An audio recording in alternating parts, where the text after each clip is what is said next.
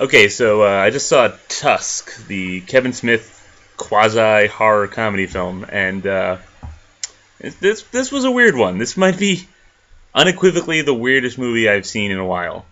Um, yeah, it was just bizarre and grotesque and funny and horrifying and pretty much what I expected going in. It's kind of funny. I went with two of my friends. We kind of had different tiers of preparedness for this film. I had listened to the podcast it was based on, so I pretty much knew the entire plot going in. One of my friends knew the trailer and he knew the premise, so he was psyched about it. And we had a third friend who, no idea. He just knew the title. He didn't see the trailer, didn't know the premise. We just asked him to come. He said, "Yeah, sure," because he's cool like that. He spent most of the entire movie going, "What the fuck?" So, and I kind of did too, even though I knew it was going. I was more of a laughing "what the fuck." He was more of a horrified "what the fuck" with laughing at the end. So anyway, that was a good experience going to this movie. So I guess I should get into the background of this film for those who don't know. Is Kevin Smith and his partner Scott Mosier do a podcast, and there was like a fake ad on a British ad site about a guy who he lived at sea for like 3 years, and his only friend was a walrus. And he has come back to the mainland, and he now misses his walrus buddy. And he will offer free lodgings to any person who's willing to dress up like a walrus and pretend to be a walrus and be his friend. So that was like a fake ad on Gumtree.com, which is like the British equivalent of Craigslist or something. I don't know, but pretty funny. And then Kevin Smith and Scott Mosier just kind of like just talked for like an hour and a half about like this sounds like the plot to a really shitty horror movie, and they just outlined the entire plot, and that's exactly what we got, pretty much beat for beat. So it's grotesque. It's funny because it's a comedy. It's a horror comedy. So like it's too goofy and wacky to be like a legitimate scary horror movie, and it's too grotesque and freaky and freakish to be like a kind of like a funny haha movie. So I don't know where it falls into. I don't know what category to put this movie in. It's was disturbing, and I laughed, I cried, I learned a little about myself. I learned that maybe I truly am a walrus at heart. If you're kind of into weird body horror, like a lot of people are equating this movie to like The Human Centipede meets Misery, and that's a very apt description. If you're into that kind of stuff, like you should check. I would see this movie. It's pretty awesome in that regard. At least I thought so. I'm not really super into that stuff, so maybe I'm not the best person to be recommending it. But if you're into weird body horror stuff, I'd check it out. I wouldn't blame you if you wait till Netflix. If you're not into weird body horror stuff, then I don't think this movie's going to change your mind. So that's my little spoiler-free review. So stop it here if you don't want to hear any more. Okay, they're gone. Okay, for all you still with me, this film is entirely grounded around the performance of the two leads, especially Michael Parks, who plays the villain. He played the villain in Kevin Smith's last film, Red State. I never saw that, but I heard he was awesome. And if his performance in that was anything like this, then holy shit, I got to see that movie, because in this movie he completely owns the entire film. Any moment he's on screen is equal parts horrifying and mesmerizing and funny.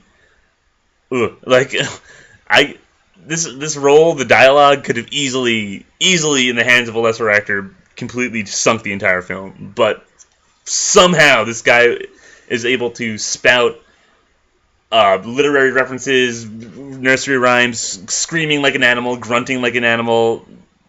He was just amazing. He's long, 15-minute monologues of like his life. And it's funny because they're cutting back and forth between like a black and white memory. It's like supposed to be like old film. You hear like the rattling of the film, and it actually looks kind of bad. It looks kind of cheap. I think like you could have just left the camera right on. I hope I'm getting his name, Michael Parks. I think that's his name. You can just leave the camera right on his face, and that's all you need. You don't need to go back and forth to black and white memories. Justin Long, he plays the bad guy. Needless to say, Justin Long plays the victim in this film. He was good. He was good. This character is kind of an unlikable asshole, and Justin Long can totally be an obnoxious little snot. So he was well casted. He never began, like, Kevin Smith does everything he can to make this guy unlikable without making him completely hateful and unsympathetic. Like, he's like an ass. He's a shock jock podcaster who, like, essentially kind of like what Tosh.0 does. He goes around and makes fun of people who do stupid stuff on the internet. He cheats on his girlfriend. He treats his friend like a lackey. His friend's played by Haley Joel Osment. And his third film appearance to date, I think. At least third that I've seen. He still looks the same, too. He looks like they took the head off of his little kid body and put it onto a chubby adult body.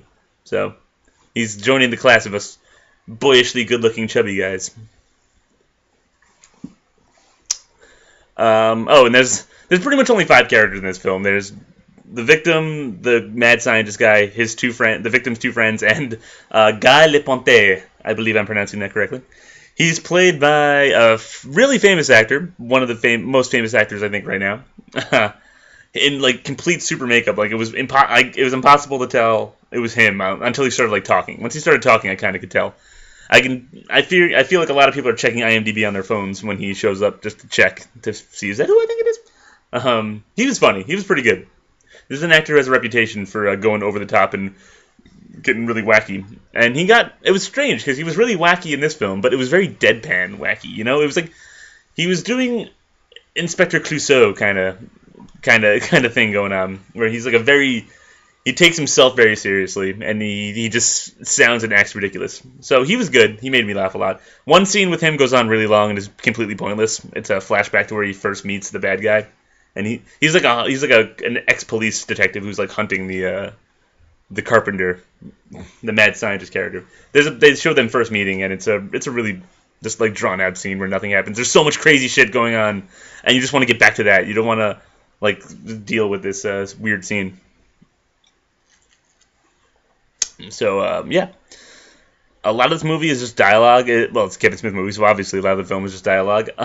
Just long soliloquies by Michael Howard. He's making cutting remarks about Wallace, the main character's character, and he's making cutting motions on his flesh with his crazy tools. So I guess we're gonna get into the hook of this film. The hook of this film is his name is Howard Howe. Howard Howe he was a seafarer. He got lost at sea, and he was saved and kept in companionship with a walrus named Mr. Tusk. And he had to after I think it's like 3 months or something. He had to kill Mr. Tusk and eat him to survive. And then right after he killed Mr. Tusk, a ship came and rescued him. So that's where the madness kind of began. This Howard Howe character had a horrible, horrible life. He has no faith in humanity. He loves walruses, and he killed his best friend.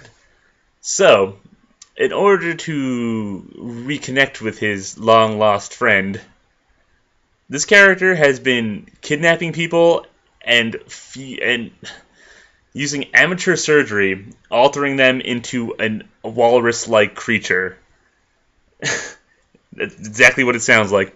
Here's what he does. He chops the I'm not that flexible. He chops the leg off at the knee, takes the tibia bone, sharpens it into a tusk, and injects it into your face. Fuses your arms together, so it fuses your fingers together, so it's like a flipper, and then sews this hide on you. So it's a hide made of human skin. It's like a big fleshy ball, and he rips out your tongue so you can't talk, and you're just flopping around like, rrr. And then he kicks you in a pool, and he's like, "You better learn how to swim, walrus." It's a really fucking fucked up film. But it's so fucking bizarre and goofy. It's like you don't know whether to laugh or cry, as I said before. And so the entire film is him just being really weird and fucked up to this Wallace character while his friends look for him. And at the end, it kind of goes off the rails. The podcast, this is right out of the podcast. They kind of came up with this weird ending. But you know what? With a movie as off the rails as this one, you kind of have to go crank it to 11 for the denouement.